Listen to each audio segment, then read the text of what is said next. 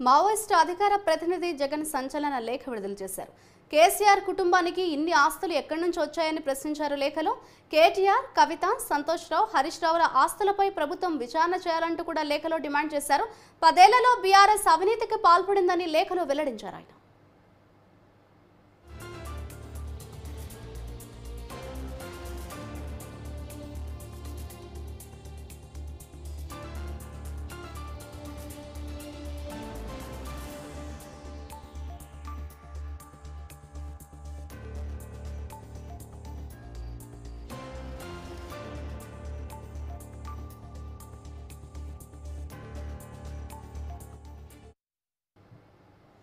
Maoist అధికార ప్రతినిధి జగన్ సంచలన లేఖ విడుదల చేశారు.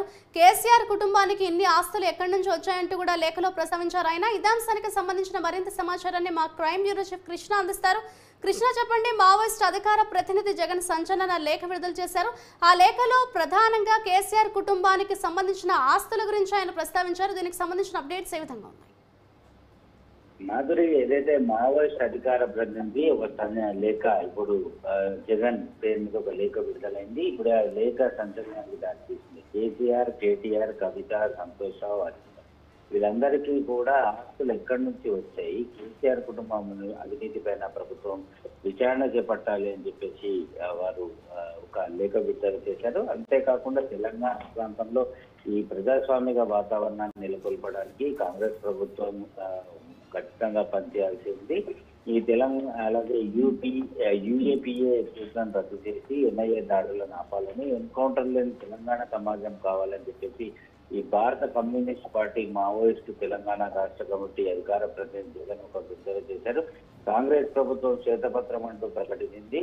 శ్వేతపత్రం అంటూ 10 ఏళ్ల తెలంగాణను భ్రష్టు పట్టించిన ఈ బీఆర్ఎస్ ప్రభుత్వ తెలంగాణ రాష్ట్ర ఆర్థిక పరిస్థితిని ఒకసారి గమనించి ఆ వాస్తవాలను తెలంగాణలో ప్రజలందరికీ చేరవేసేలాగా ఈ ఆకలి దప్పులు జనాల గొంతు ఆకలి దప్పులు మిగిల్చి వారు సొమ్ము చేసుకున్న ఈ బీఆర్ఎస్ ప్రభుత్వానికి సంబంధించిన ఈ ప్రధాన వ్యక్తుల వ్యవహారానికి సంబంధించి వెంటనే విచారణ చేపట్టాలి. అలాగే తెలంగాణ ప్రజలు కాంగ్రెస్ ప్రభుత్వాన్ని ఏదైతే నమ్మి ఓటేశారు కాబట్టి ఖచ్చితంగా ప్రజలకు న్యాయం చేయాల్సిన అవసరం ఉందని చెప్పేసి ఈ లేఖ రాయడం విడుదల కావడం జరిగింది. ప్రస్తుతం ఈ లేఖ పైన అటు తెలంగాణ పోలీసు ఉన్నతాధికారులు కూడా విచారణ చేపడుతున్నారు. ఆ లేఖ ఎక్కడి నుంచి వచ్చింది ఏంటి అన్న విషయం పైన ఆరా తీయడం జరుగుతున్నారు. అయితే కృష్ణ, మొత్తంగా చూసుకుంటే ఈ లేఖకు సంబంధించి అటు అధికార ప్రతిపక్ష పార్టీల నుంచి ఎటువంటి రియాక్షన్స్ వస్తాయని మనం అనుకోవచ్చు అంటారు?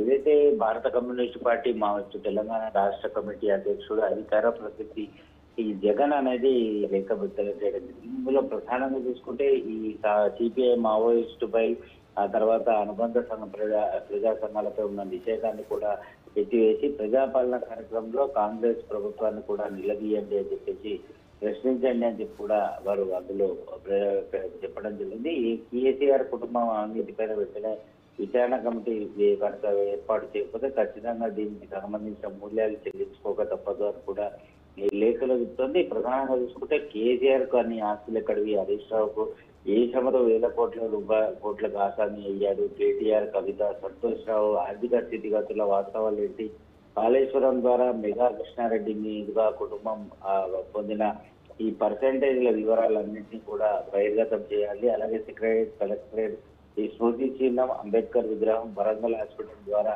కోట్లాది రూపాయలు కేసీఆర్ కుటుంబానికి లబ్ధి చేకూరాయి కాబట్టి వాటన్నిటి విషయాన్ని ప్రజల్లో చేరవేసి వాటిపైన సమగ్ర విచారణ చేపట్టి చర్యలు తీసుకోవాలని చెప్పి ఈ లేఖలో ప్రధాన అంశంలో ఉంది. Madhuri. Right, thank you Krishna.